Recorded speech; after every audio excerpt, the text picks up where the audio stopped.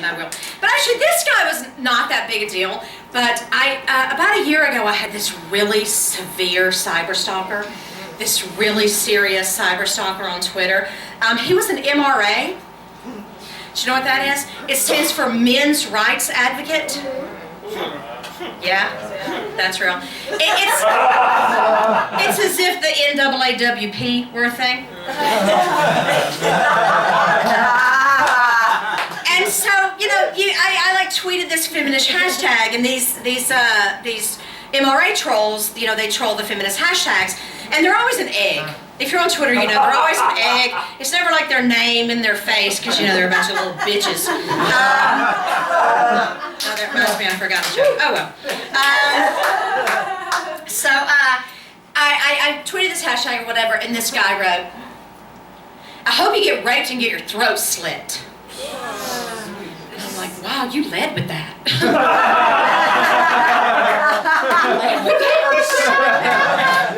That's usually like 3 or 4 sentences into any internet argument. I hope you get raped and get your throat slit. So I blocked him. I blocked him. And then, a couple minutes later, he started a new account and came back and said, "It's me. I hope you get violently raped." And I was like, "Oh, violently raped."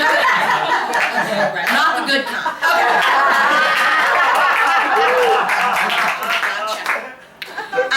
And then I blocked him and he came back again. I'm not kidding. He's like, "Oh, you think you can block me, bitch?" He was like, "I hope you get ass raped." And finally I was like, "Dude, just ask me out already."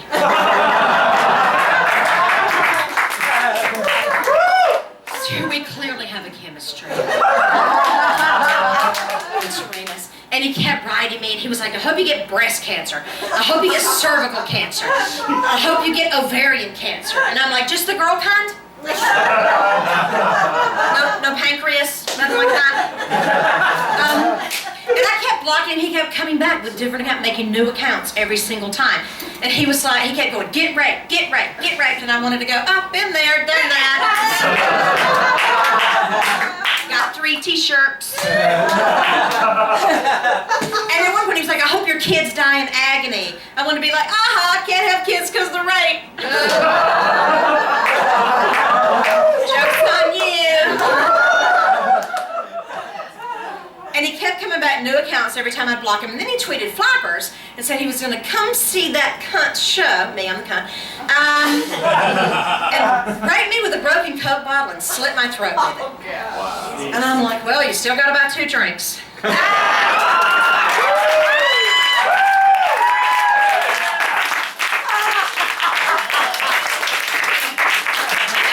else, not getting off that easy. I'm sorry, you're my bringer. I'm sorry.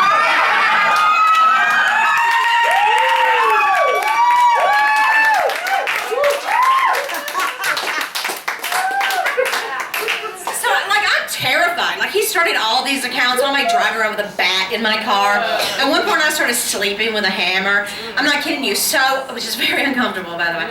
So I went to the LAPD, and you know, this was right around the Ferguson time, and I was like, well, since they're going to be looking at my Twitter, maybe I should look at my Twitter. Maybe see what I've posted lately. And I can't tell you how much anti-police shit there was. I'm like, police just want to protect and serve themselves. And then at one point I was like, I didn't stutter when I said fuck the police. And I was like, I didn't stutter when I said delete.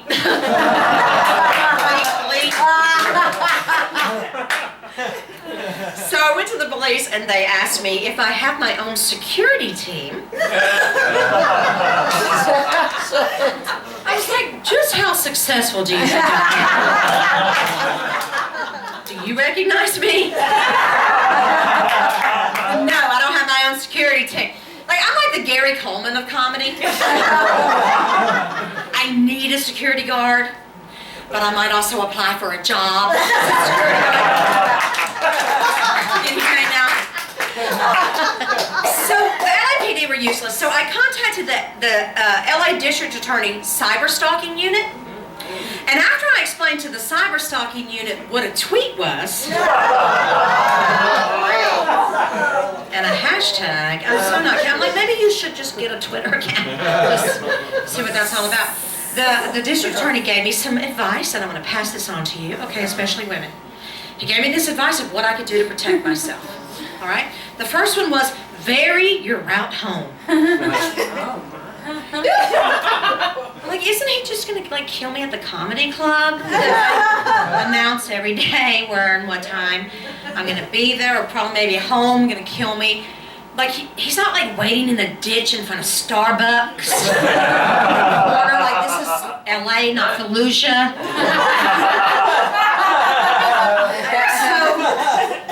So I didn't very well. But here's my favorite one. He said, when you're walking to your car at night, be alert. Be alert. I'm like, I'm a woman in America. I'm alert as fuck. I'm alert as fuck at all times, everywhere I am. Right? I know where everyone is positioned. I know who might hurt me. I know who I can take. I know who's got my back if the shit goes down. Okay, I am alert as fuck.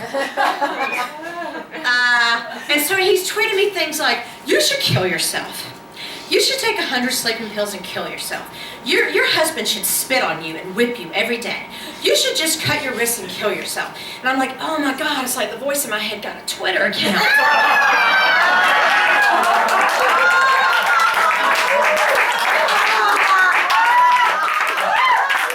And he looks so much harsher, like on Twitter. It sounds in my head. So I decided to go to Gun World, which sounds like an amusement park in Georgia. And it should be. So I went to Gun World, and I'm so beyond. Like, the guys had like 40 Twitter accounts just dedicated to tell me to kill myself, and that he's going to rape me and all this shit. And so I go to Gun World, and I'm talking to him. I'm like almost in tears while I'm talking to this guy. I'm like, I'm sleeping with a hammer. And you know, and I realized the whole time I'm talking to him, he's staring at my tits. The whole time. I just want to be like, you do see me buying weapons, right? And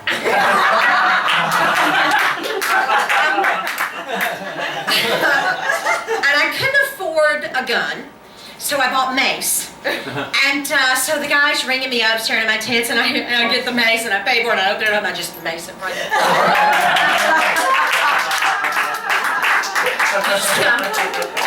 And then the favorite thing the guy kept tweeting me is he kept calling me an unfunny, fat, ugly cunt. Like 5 times a day, you're an unfunny, fat, ugly cunt. You're an unfunny, I wanted to be like, well, it could be worse. I could be obsessed with an unfunny, fat, ugly What kind of freak would that make me?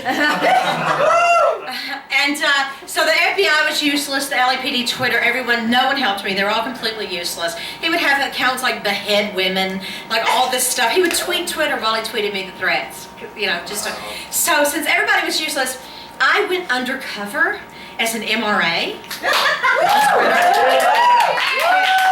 I actually did for months. I went undercover. It's really easy. You just like retweet a bunch of hateful shit, and then you say a bunch of stupid shit, and then you misspell everything. And I made sure he'd LOL since I ha-ha. One step ahead of it. And by going undercover, I became BFFs with my stalker. This is 100% true. 100% true. I found out his name, where he lives, what he looks like, and what he does for a living. All simply by trying. I just tried. I just made an effort. And when I found out all this, I was so relieved. I was so relieved to find out he was not a comedian. So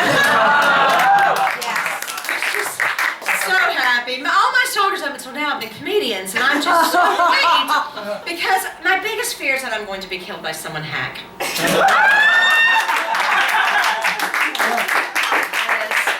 I feel like we need to like perk up a little before I close. It's been I could call this the Dark Album. Honestly, I think I'm gonna name it Feminazi C NT.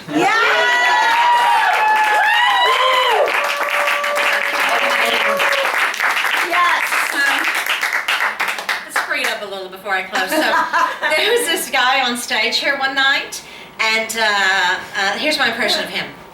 If your bitch is acting up, you gotta eat the bitch's pussy. Oh. If your bitch is not mad, you gotta eat the bitch's pussy. Seriously, you know a bitch is acting, you gotta eat the bitch's pussy. You just gotta eat the bitch's pussy. Okay, first of all, I will acknowledge that he's doing the Lord's work.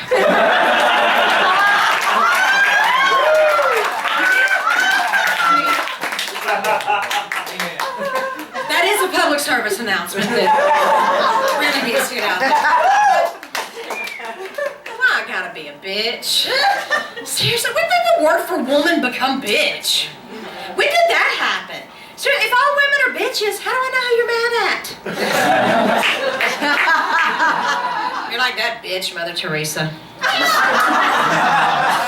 So I think we should come up with a word for these guys. Not all guys, just words guys who call all women bitches. We need a word for guys who call all women bitches so they know what it feels like. And at first I was thinking dick, but they probably like that.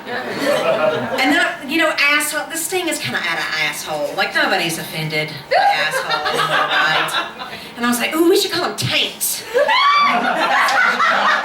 then I was like, you know, even that's not enough. That's not severe enough. Like, I want them to really feel it like we feel it, you know? Like, I'm thinking, what do they really hate? What are they really scared of, you know? What do they really just, like, fear and despise? And then I'm like, oh, that's it. We can call them women. They're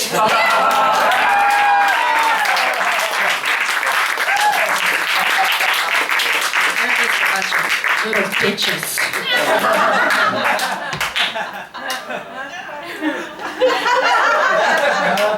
I was driving down the street with my friend recently, and there was this guy beside us, and he had a mohawk. And it was like a full-on, serious, like 80s punk rock British, like a lot of effort went into maintaining the size of this mohawk. And I was like, he's hot.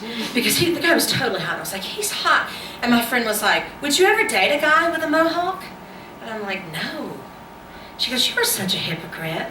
And I'm like, oh, no, I'm not. I just don't think you can eat pussy in that thing.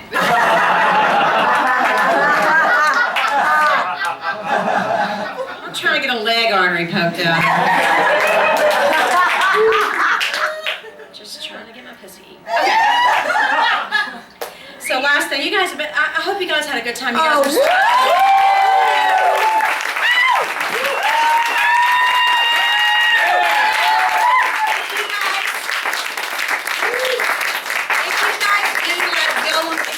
go home and tweet about this or anything, please, all right, please don't do what this one guy did.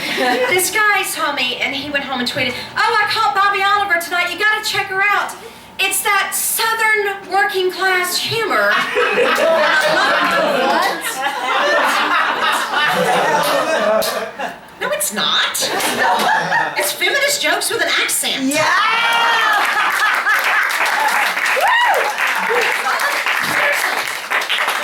Do jokes about the Holocaust, like it's that down-home humor. I love so much. And I love how he threw working class in the end there, you know, like, we're not going to let you forget you're from a trailer park, bitch. Thank you guys.